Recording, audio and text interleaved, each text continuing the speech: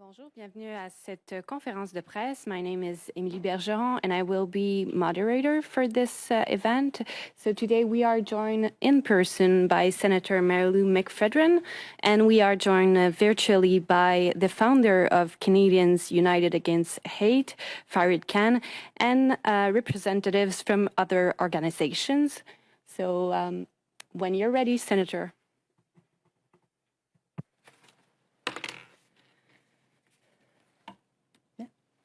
Thank you very much. I'm Senator Marilou McPhedran, an independent senator from Manitoba, which is Treaty 1 territory and the homeland of the Métis Nation.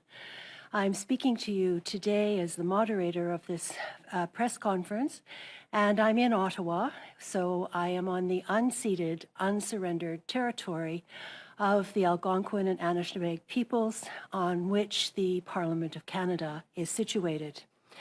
I have a brief introduction to make, and that is to point out that Canada has now had an entrenched, constitutionalized Charter of Rights and Freedoms, and 4 decades of litigation interpreting that charter. We have seen some triumphs in the 40 years, and we have seen disappointments. But what we know for sure, and critics of the Charter, supporters of the Charter, optimists about the Charter, all agree that this is an essential part of our country, of this constitutional democracy. And for those who lived through the siege of downtown Ottawa around the Parliament buildings not that long ago, it was very clear that the Charter had become a symbol of a certain kind of freedom and certain freedoms for certain people. And so this only underscores for us the importance of a conversation like we are going to have here today, a conversation about some of the practical realities, the living of rights, or the denial of the living of rights that is experienced at the individual level, at the community level, and the struggle and the quest for creating more fairness in our society. And I want to also point out that this is actually not about some small L liberal or any other label notion of what rights are. What the research tells us is that a rights-based democracy is a more productive democracy, is a more stable democracy.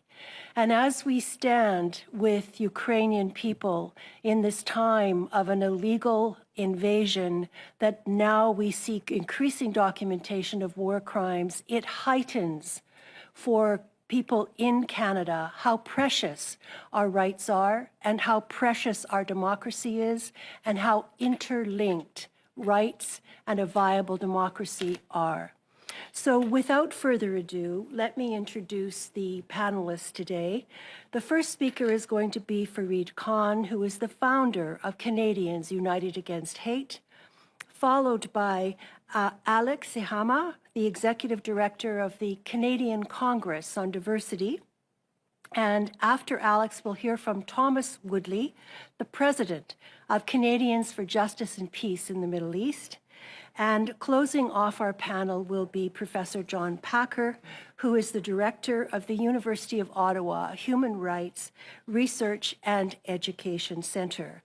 And so now, Farid, for your comments, please. Thank you, Senator. Just a correction. Aaron Lakoff will speak after Thomas Woodley and before Professor Packer. Yes, thank you. I think that's what I said, but sure. Okay, sorry, no, I think you missed that, but thank you. Merci, Sénatrice McPhedran, d'être avec nous aujourd'hui à cette occasion pour soutenir les droits humains et pour votre histoire de défense des droits humains pendant votre carrière.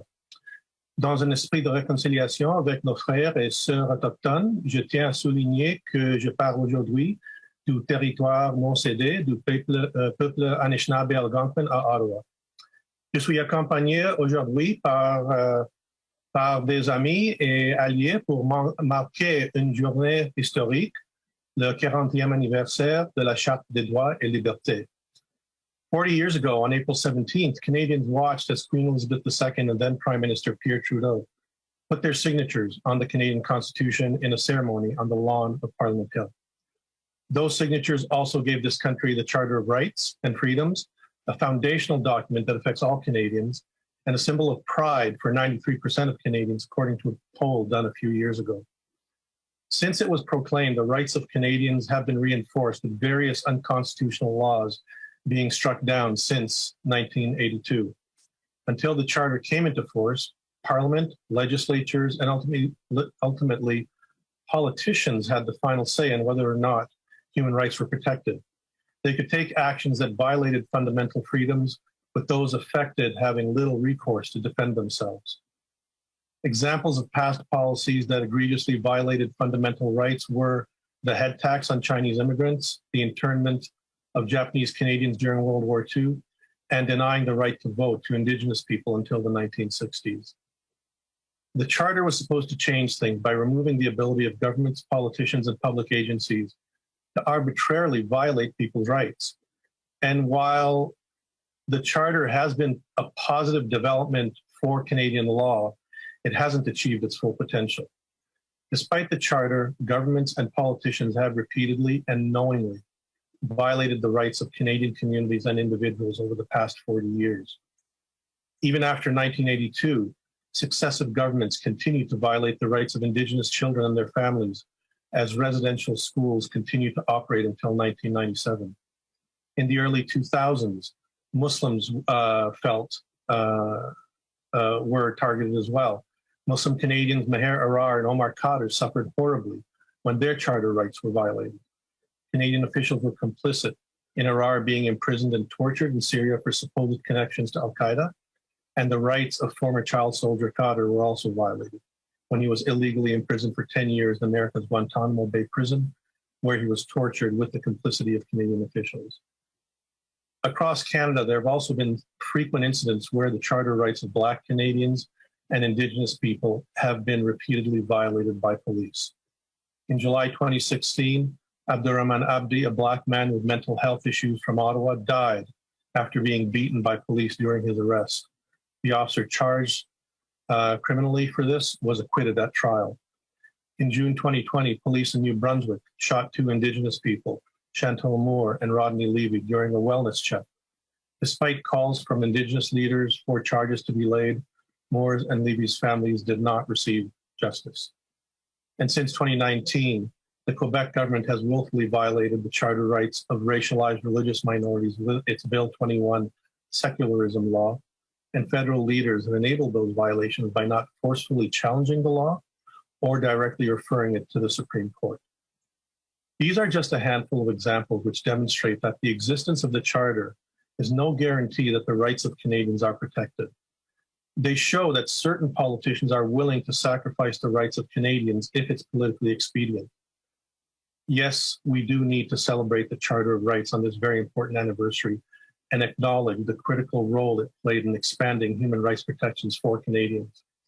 But as Canadians, we must also realize that to keep these rights, we need to stand up in defense of them anytime they are threatened. Moving forward, we need to be on guard against those politicians and public officials who believe that the rights of some Canadians, especially racialized Canadians, are of less value than others. If the Charter is to live up to its potential and promise in the coming decades, then it's up to all Canadians to make sure that defense of fundamental rights in Canada becomes a core value for us all, and that we ensure that those seeking public office are committed to defending our charter rights without equivocation. It's up to Canadians to make this happen as we mark 40 years of the Charter by calling on governments and political leaders to stand up for our charter rights without exception and make sure they defend the fundamental freedoms that some would rather ignore. Thank you very much. Merci. Could we now hear from Alex Ihama, please, the Executive Director of the Canadian Congress on Diversity?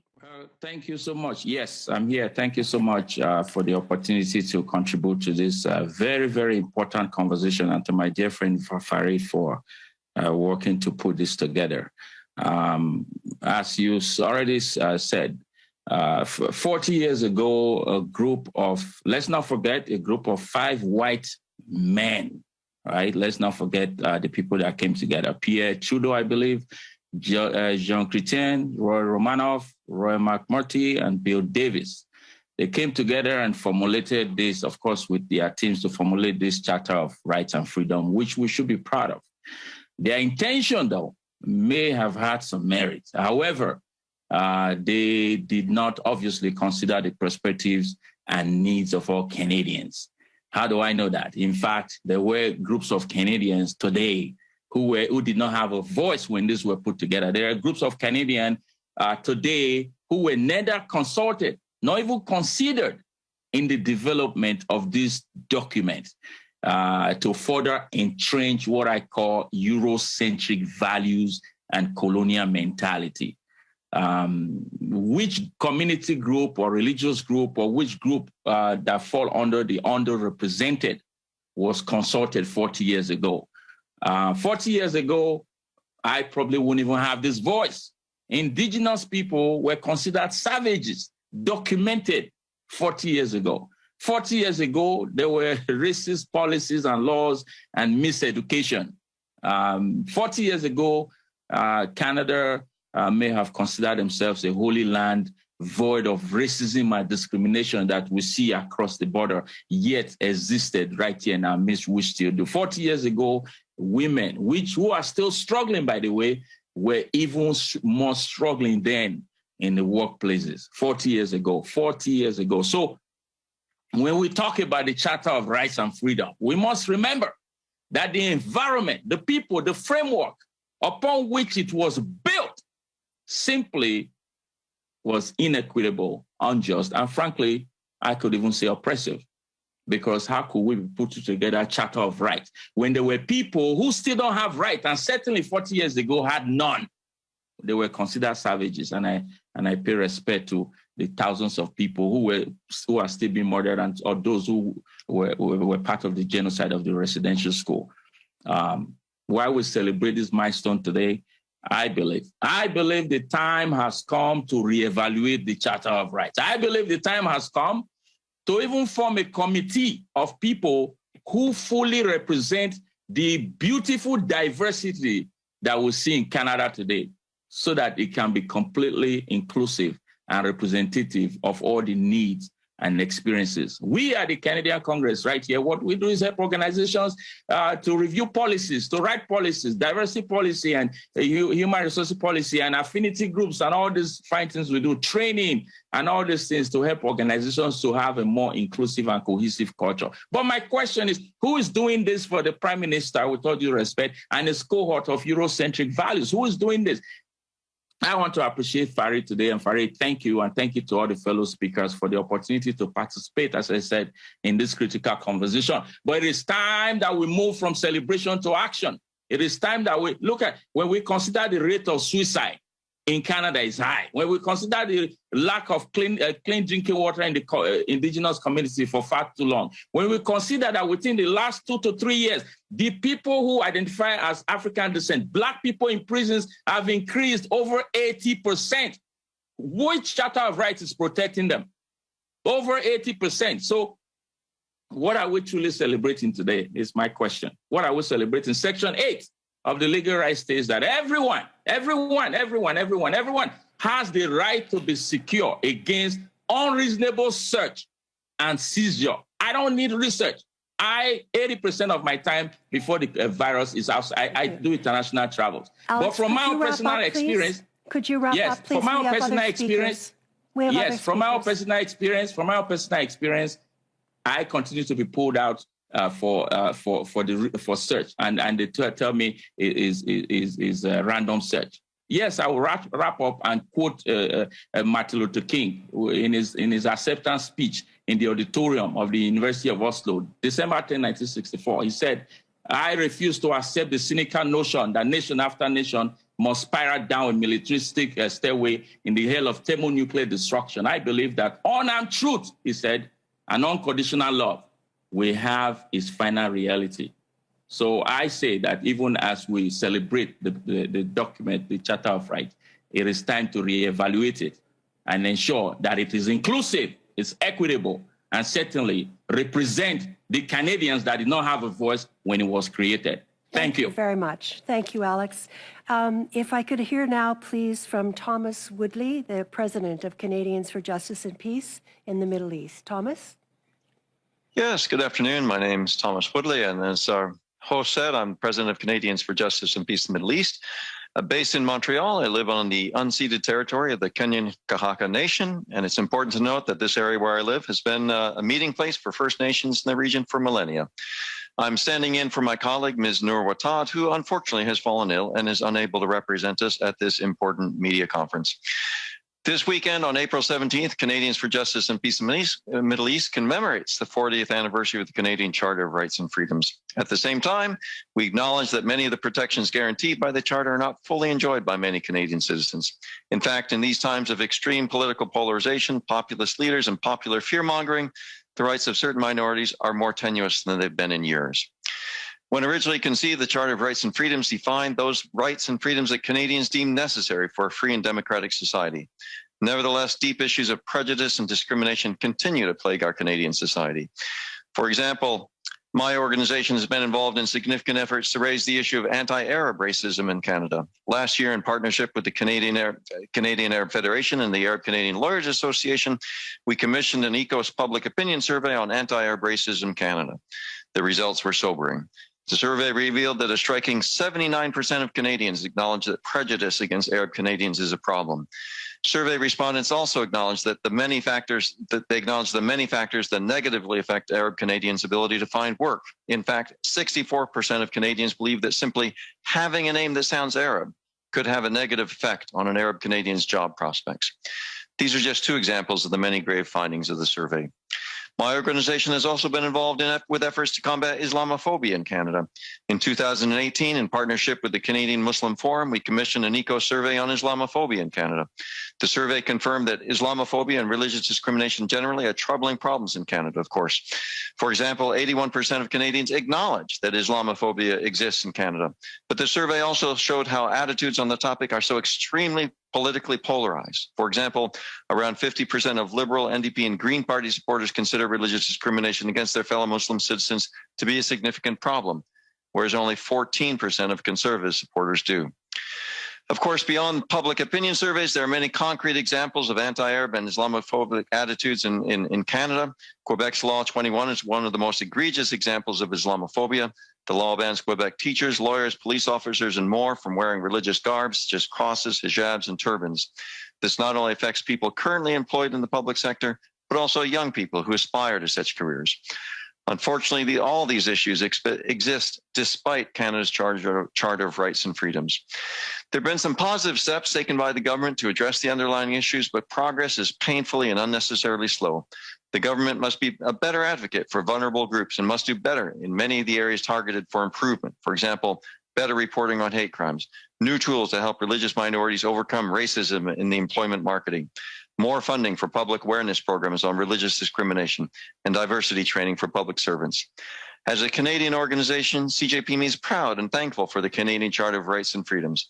But with the realities our society faces today, we are compelled to call on the federal and provincial governments to be much better at recognizing and addressing the deep issues of prejudice and discrimination that continue to plague our society. Thank you. If we could now hear from Aaron Lakoff, the Communications and Media Lead of Independent Jewish Voices Canada. Aaron, please. Hi there. Thank you so much for the invitation to speak here today. So as mentioned, I work for Independent Jewish Voices Canada. I'm also joining you today from unceded Kanien'kehá:ka territory in Tiohtià:ke or Montreal. So IJV, or Independent Jewish Voices, is a group of Jews from across Canada who primarily are involved in Palestine solidarity work. We proudly say, not in our name, in opposing Israeli occupation and apartheid. That's a lot of the work that we do, but we're also very involved in struggles against racism, Islamophobia, and white supremacy and anti-Semitism here at home. My colleague Thomas Woodley already mentioned Bill 21, so I don't want to kind of repeat too much what's already been said, but what I will say is that Bill 21, unfortunately, here in Quebec, where I live, has been, one of the main ways that Islamophobia has really been manifested over the last few years, and it's really quite concerning, and it's created a culture of toxicity and fear in a place that I've always been so proud to call home, that I know that so many other Muslims and Jews and Sikh people have also been proud to call home, and now are essentially being told that they're not equals in the society, that they're somehow less Quebecois or Canadian than other people just because they choose to assert that freedom of expression and freedom of religion. Bill 21, it's helped to fuel a dangerous rise in anti-Semitism, in far-right extremist groups in Quebec in the last few years. We've seen that in groups like La Meute and Storm Alliance, and even like the openly fascist group Atalante in Quebec City.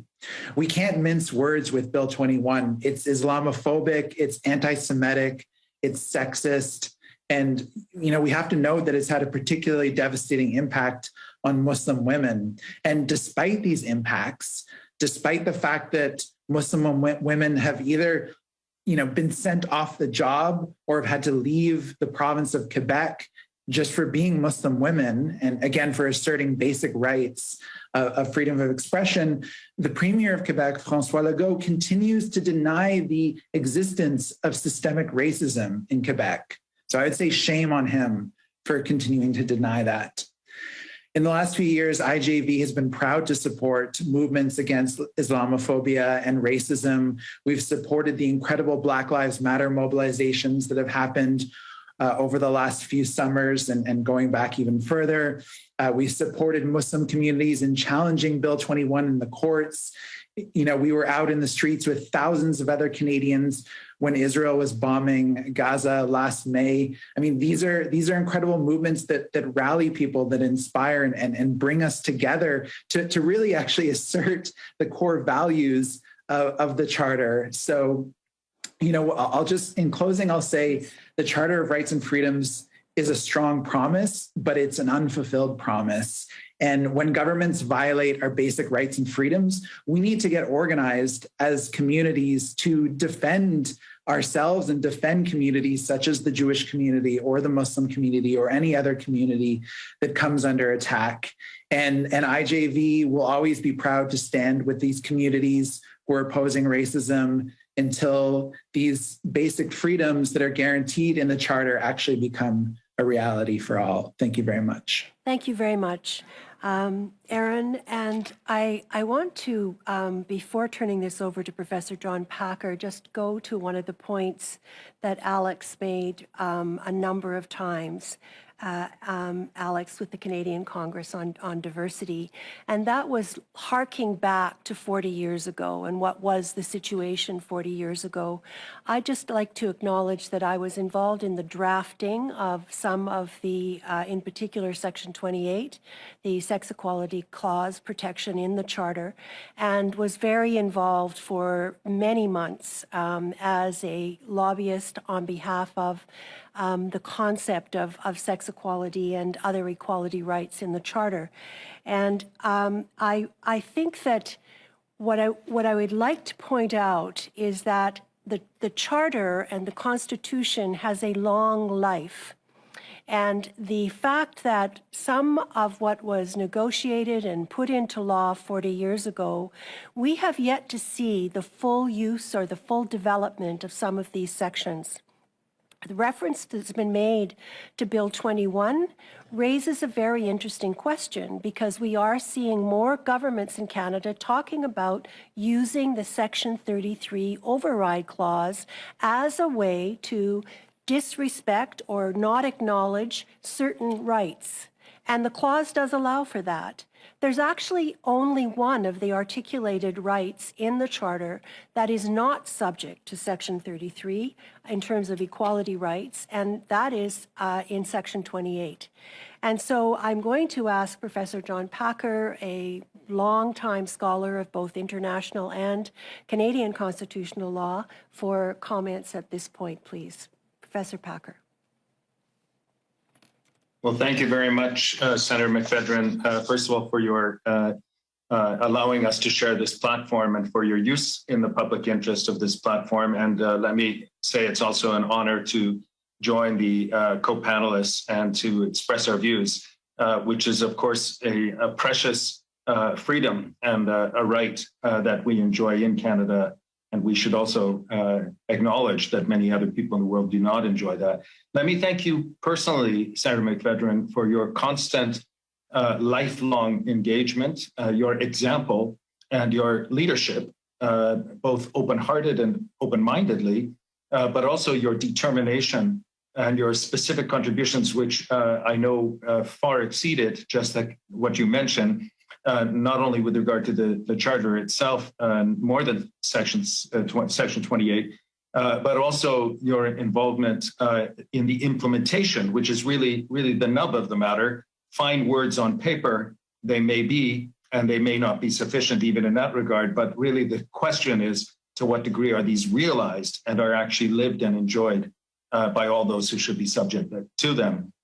And so I wish, secondly, to acknowledge and pay enormous respect for all the people in the last 40 years, yourself included, in different institutions for the protection of human rights in Canada, ombudsperson offices, commissions on human rights, civil society organizations, government officials who fulfilled their duty and acted in a way which was consonant with the Charter to help Canadians and help anyone, everyone within the jurisdiction of Canada to take steps closer to the vision, the promise that Erin referred to in the Charter. And there are many such persons, and we should not be disrespectful on this day of their efforts in the past and still today. I would be remiss without acknowledging, of course, the unceded and unsurrendered land on which I'm speaking at the University of Ottawa, Anishinaabe Algonquin land, of which I have the privilege to address you from. Indeed, just to pick up some of the points made by colleagues, that the Charter developed 40 years ago, in fact, before 40 years ago, it was promulgated 40 years ago, was in an era that many things have changed. The internet did not exist 40 years ago. Rachel Carson, of course, had written her great book on Silent Spring long ago, but it was not part of common parlance to talk about the environment and certainly climate change and things like that. The Intergovernmental Panel for Climate Change at the United Nations was only created 24 years ago. I think it was 1998 or 1999. So a lot has changed. Social media didn't exist. Issues about protection of persons abroad. We have much more integration, people coming and going in our society and so forth. So many things have changed. Our population, Alex will appreciate this as a personal example. Our population has almost doubled. We've increased by 2/3 in actual numbers, but the actual population today, more than half of it was not born, it was not in this country at the time. So our diversity has changed, our actual presence of composition has changed, and therefore it is appropriate to talk about not only observing and celebrating the achievement, and it was a definite and significant achievement in 1982 to include the Charter, but to also to assess and to reflect and to say that there are gaps, there are issues which need to be addressed. As Fareed Khan correctly said, for 15 years since we had the Charter, we still had Indian residential schools. That is a frightening statement, an embarrassing statement, and obviously enormous amount that needs to be done. The Child and Family Services case that was only finally acknowledged by our federal government has still yet to be actually negotiated in terms of fair compensation and so forth. So in concluding, let me just say that we have something, we do have something precious. We must acknowledge it is not a panacea. It has gaps, it has shortcomings. And for far too many Canadians, This idea and promise is out of reach and is not actually enjoyed.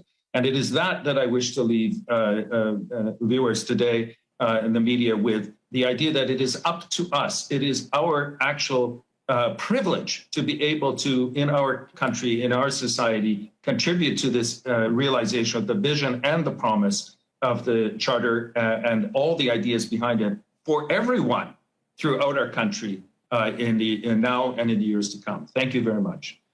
Thank you very much, and thank you to each and every one of the panelists. We have time for questions or comments if anybody wishes to do so. Thank you. If you have a question on the Zoom, please use the function raise your hand. I don't see any raised hand right now. OK, donc on a une question de Marco Bélair-Cirino du Devoir. Oui, bonjour. Est-ce que vous m'entendez? Est-ce que je peux poser ma question en français? Est-ce que ça vous va? Oui. Parfait, OK. Bon, mais très bien. Je suis heureux de le savoir. Je me demandais, vous avez fait référence, plusieurs d'entre vous, à la loi sur la laïcité de l'État québécois, la loi 21, qui, le lendemain de son adoption par l'Assemblée nationale et sa sanction par le lieutenant-gouverneur du Québec, a été contestée devant la Cour supérieure. Maintenant, la loi se trouve devant la Cour d'appel du Québec. Elle va sans doute se retrouver devant la Cour suprême du Canada. Mais il n'y a pas là un problème, c'est-à-dire le délai de traitement des causes dans la mesure où peut-être que la Cour suprême va en invalider certaines parties qui ne sont pas à l'abri de la clause dérogatoire, à l'abri de contestation en vertu de la clause dérogatoire. Mais certaines personnes ont revu leur plan de vie. Certaines femmes de confession musulmane, mais d'autres confessions aussi qui portent leur signe religieux et tiennent à le faire, ont renoncé à une carrière en enseignement. Et lorsque la Cour suprême aura rendu son jugement, mais il sera peut-être trop tard pour ces personnes-là. Donc, je me demandais, est-ce qu'il ne devrait pas y avoir un mécanisme de contrôle constitutionnel beaucoup plus tôt que ce qui est prévu depuis maintenant 40 ans? Who would like to answer that? Okay, I'm seeing Professor Packer start to... Please. Je suis prêt à répondre, mais peut-être je voudrais juste demander si Aaron, comme un citoyen de Québec, est touché directement par la loi applicable. Si tu veux répondre en première place, et puis je peux ajouter quelque chose. Non, vas-y, John, parce que comme sur les questions de délai, moi, je ne suis pas expert en droit, puis peut-être vous serez un peu mieux placé à répondre. OK. Merci beaucoup pour la question. Et à mon avis, c'est une question très, très importante et touche directement la question des droits de la personne qui sont dans leur idée de base, un minimum, une notion de protection profonde et qui ne peut pas être soumis d'une dérogation, par exemple. À mon avis, notre Constitution, je peux vous partager que j'avais eu la chance de contribuer à l'élaboration d'autres constitutions dans le monde qui incluent la Constitution ukrainienne en 1996. Et c'est quelque chose déjà étonnant que notre Constitution a une clause de dérogation qui n'est pas applicable dans une situation extrême, par exemple une menace contre la nation ou une guerre, mais c'est juste une décision politique, une décision des politiciens, comme Farid Khan l'a mentionné, pour quelques raisons, mais je constate que c'est limité. Mais en tout cas, ça pose un problème originel, je peux dire, de notre Constitution. C'est très, très bizarre comme une question de Constitution comparable. Donc, après ça, vous avez posé la question des moyens pour protéger les droits. Et nous avons des institutions comme la Commission en Québec au niveau de la province, mais aussi fédérale pour les constitutions du Canada. Nous avons une commission, il y a une commission équivalente au niveau provincial du Québec et d'autres moyens pour prendre dans leurs propres mains l'obligation de protéger. Et ici, nous avons un cas bizarre où le gouvernement agit de l'autre côté pour réduire les protections. Et ça, c'est aussi une question très troublant pour moi. Et bien sûr, pour rester seulement pour des recours au cours, ça, c'est aussi un autre problème parce que ça prend du temps et les recours, il y a des dépenses liées, ça prend du temps et tout ça. Donc, ce n'est pas tout à fait l'idée de protéger les droits fondamentaux comme par exemple, la pratique de la religion. Donc, pour moi, il y a bien sûr une conversation plus large de prendre ici au Canada et aussi pour réengager, pour protéger, assurer tous les citoyens, tous les gens, ce n'est pas une question de citoyens, les gens dans notre pays pour être vraiment protégés. I think we have a question here, please, sir. Est-ce que Marco avait une question de suivi, juste vérifier avant? Rapidement, je me demandais si qu'est-ce que vaut une charte canadienne des droits et libertés lorsqu'il existe une clause dérogatoire? Est-ce qu'on devrait, dans le fond, pour donner vraiment du mordant à cette charte-là, abolir la clause dérogatoire, selon vous? C'est une question de, par exemple, comme la sénatrice a déjà indiqué, pour nos cours, décider sur répondre aux cas, malheureusement, pour, par exemple, donner les contraintes de l'utilisation de cette clause dérogatoire. Parce que c'est presque illimité. Après chaque 5 années, il peut continuer. Et donc, est-ce qu'il y a vraiment un droit reliable pour les citoyens, pour les gens? Donc, pour moi, il y a un problème dedans la clause dérogatoire. Ce n'est pas tout à fait capable d'être résolu totalement, mais je crois qu'on peut essayer de réduire la liberté pour le gouvernement d'utiliser cette clause. OK. Question dans la salle, question in the room. Tom Korski, Blacklocks. Mr. Khan, this is for you. I'm struck that outside of a casual reference by the moderator, no one mentioned Cabinet's invocation of the Emergencies Act February 14th. That seems like an odd omission for this panel. And I wondered why. Mr. Khan, I looked up your social media accounts. You described Freedom Convoy protesters as human slime. I'm quoting. You said that plaintiffs awaiting bail hearings charged with mischief, quote, deserve to spend years in jail. You said any publicly funded employee, including a nurse who donated a penny to the Freedom Convoy, needs to be removed from their job. That was on February 16th on your Twitter account. And you said any conservative MP who supported protesters needs to be arrested. Mr. Khan, that's a little bit rough coming from an advocate of the Charter of Rights and Freedoms. Could you comment? Yeah, I don't think I ever used the term human slime. I'd like you to send that to me if where I posted that. But yeah, I was harsh. I was harsh on the protesters. This was a protest organized by people with a known history of racism, white supremacy, Islamophobia, anti-Semitism. They allowed white supremacists and neo-Nazis to march around freely within the protest. They had no problem with that.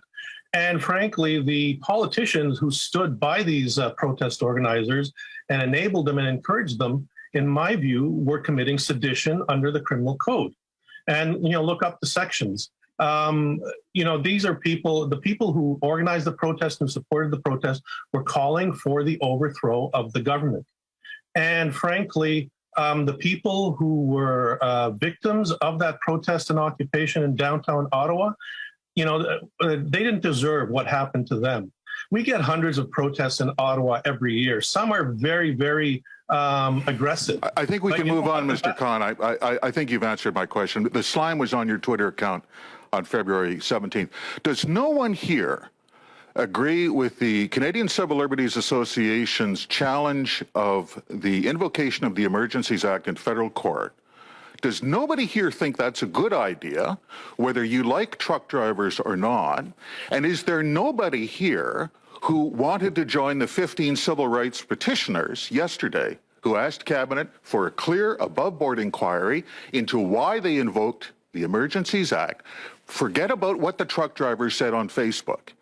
15 groups petitioned Cabinet yesterday. Professor, take it away.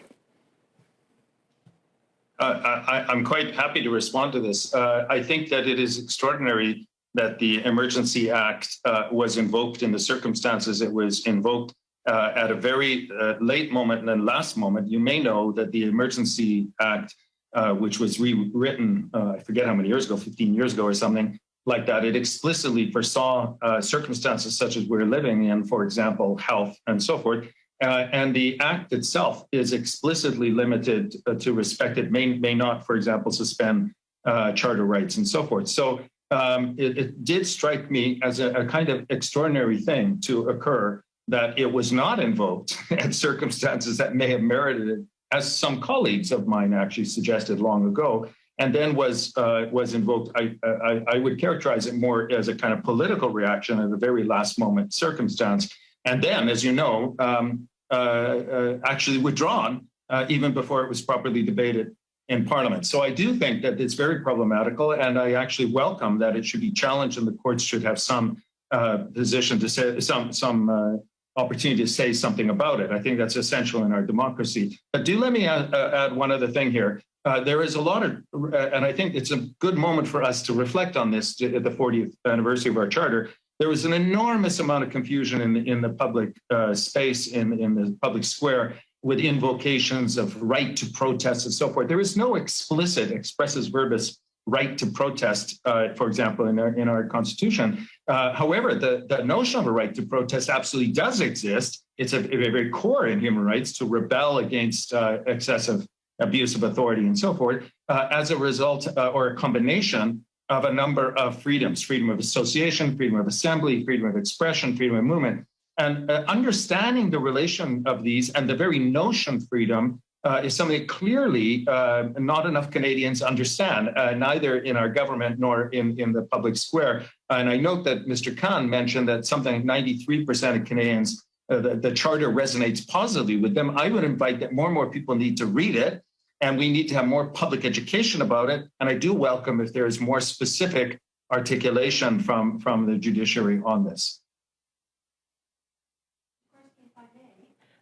Just to point out that the day on which the declaration was ended by the government, there was already a movement among a significant number of senators and MPs, including some Liberals, to come up with the requisite signatures to begin the process of ending the declarations. And that we didn't end up having to do that. The government was well aware that we were fairly far along in creating that joint letter that was required under the particular section, and instead there was the decision to suspend.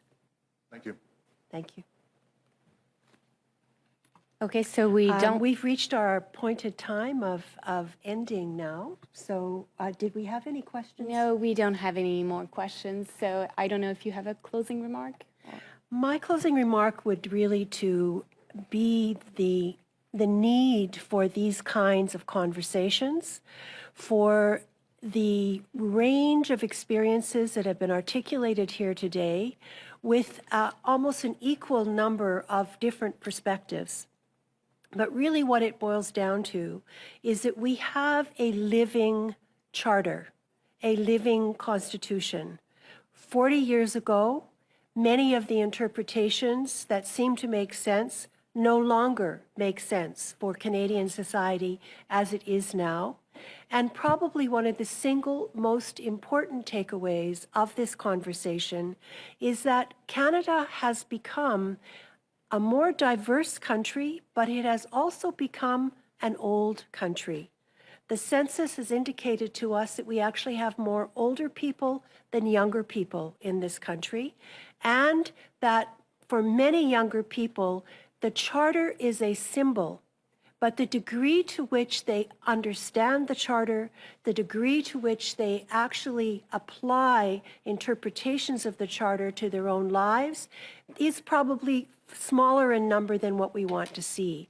And so leaving here today, I'm hoping that where we have consensus is the need not only for awareness raising, but actually for much deeper, stronger civics education, charter-based education, not only in our schools, not only in our higher education institutions, but throughout our society. Because if we don't know our rights, we cannot live our rights. So with a great thank you to Fareed Khan, Alex Ihama, Thomas Woodley, Aaron Lakoff, and John Packer, thank you for taking the time today. Thank you for engaging in this conversation. And thank you to the media for the attention that you have brought to this conversation today. Merci, miigwech. Thank you all. God bless you all.